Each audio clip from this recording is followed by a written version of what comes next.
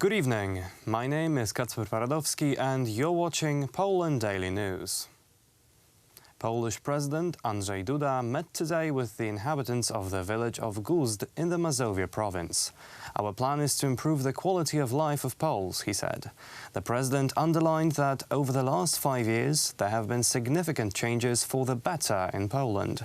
He also raised the issue of salary increases that took place during his term.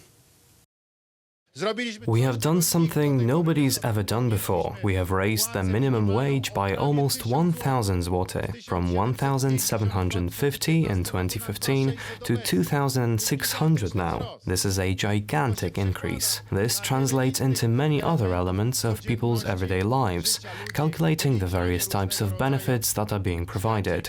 Another very positive thing has also happened, namely the increase of the average wage. The average wage has increased by 20%. This has not been the case since 1989. I want our country to be developing. I want our country to be tirelessly working for decent wages and no more politicians snatching each other's positions and ideas. No more, no arguments. Work, build, bridges, roads, airports. This is what we need today. Ja chcę mieć Polskę, która jest nowoczesna. I want to have a Poland that is modern in its business, modern in its technical thought, modern in its development, modern in its infrastructure, but which in its roots, including what is most important for building the potential of the state and the nation, is firmly established on its foundations, on its tradition, which must not be altered by anyone. It has been this way for over 1,050 years, and it will not suddenly be destroyed or demolished. We will not allow it. Incumbent President Andrzej Duda is likely to win against Rafał Trzaskowski in the second round of presidential elections, according to a survey conducted by the estimator Polska for dorzeczy.pl. The turnout would be 61%. Duda is currently estimated to receive 43.1% of the votes, while his main rival, Rafał Trzaskowski, was backed by 25.3% of respondents. TV celebrity Szymon Hołownia would come in third in the first round with 14.4% of support, followed by the nationalist candidate Krzysztof Bosak with 7.4%. In the second round, Andrzej Duda's lead over his main rival would not be as strong, with the difference being estimated at around 2.2 percentage points. Trinity Sunday is celebrated today all over the world, and Poland is also celebrating their Day of Gratitude for the Divine Providence.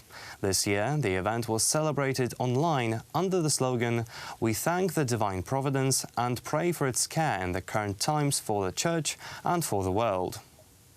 13. Święto Dziękczynienia odbywa się pod hasłem This year's celebrations are not like the ones before, since the annual fair in front of the Temple of Divine Providence could not take place due to the coronavirus pandemic. In the morning, a special Holy Mass was held. Bishop Rafał Markowski said in his homily that Poles impatiently look forward to the beatification of Cardinal Stefan Wyszyński, which was to take place today at the Piłsudski Square in Warsaw. However, this year's celebrations will not exclude anyone, as the Holy Masses are transmitted online and anyone can join them. Traditionally, on this day, Poles sing the favorite song of Pope John Paul II at 9:37 p.m., the Lord, You Have Come to the Lakeshore. Catholics from the entire country and all over the world can join in this year. Przypominają o idei wdzięczności i opatrzności Bożej. Saturday was the 12th day of mass protests in the United States against racism and police brutality. The demonstrations come in the wake of the killing of George Floyd, an Afro-American man who died from suffocation during a police intervention. The most severe riots took place in the city of Seattle. The demonstration caused by the death of George Floyd have spread throughout all 50 states of the United States. Floyd's memorial service was held in North Carolina. I've seen what's going on in this country, and though my family has been saddened by the news, this is just an allergic reaction to an ongoing issue in the United States. Just like the coronavirus, police brutality has yet to find a cure. It is a difficult time for us all, and we must all come together and come to the front lines to protect each other. Hundreds of thousands of protesters marched through the streets of, among others, Washington, near the White House. Many of them said that they felt like members of a social movement which brings a significant change to the country. It feels good. It feels like I get to be a part of history and a part of the group of people who are trying to change the world for everyone. We've got a long way to go, but this is the start. And I sure appreciate it because I have 5 sons and 12 grandsons, and I'm out here for them. Those who protested in front of the house of Jacob Frey, mayor of Minneapolis, demanded funds for the police department in the city to be reduced. Last Saturday was a very quiet day in New York. Times Square, a place usually full of tourists, was empty due to the blocked roads in connection with the curfew. However, in Seattle and in Portland, the police had to use stun grenades and tear gas in order to deal with the angry protesters. The demonstrations against racism and police brutality were also held in the United Kingdom, with the participation of hundreds of thousands of people. I'm here today in solidarity with all my brothers and sisters in the States. We've been under racist oppression for 400 years. It's still going on today. And we're here for George Floyd. Anthony Joshua, world heavyweight boxing champion, gave a speech during a march held in his hometown of Watford. The virus I'm referring to is called racism. How long are we going to allow racism to spread through our communities? And right now we are in the community and affect our lives without using the vaccine you already have in your possession. What is the possession? Me and you. You are the vaccine. I am the vaccine. Banksy, a British street artist, created a graphic of the United States flag set on fire by a candle, which is a part of the monument of an anonymous black figure. At first I thought I should just shut up and listen to black people about this issue, but why would I do that? It's not their problem, it's mine. During demonstrations in Luton, near London, the protesters demanded police officers kneel down as a peace offering.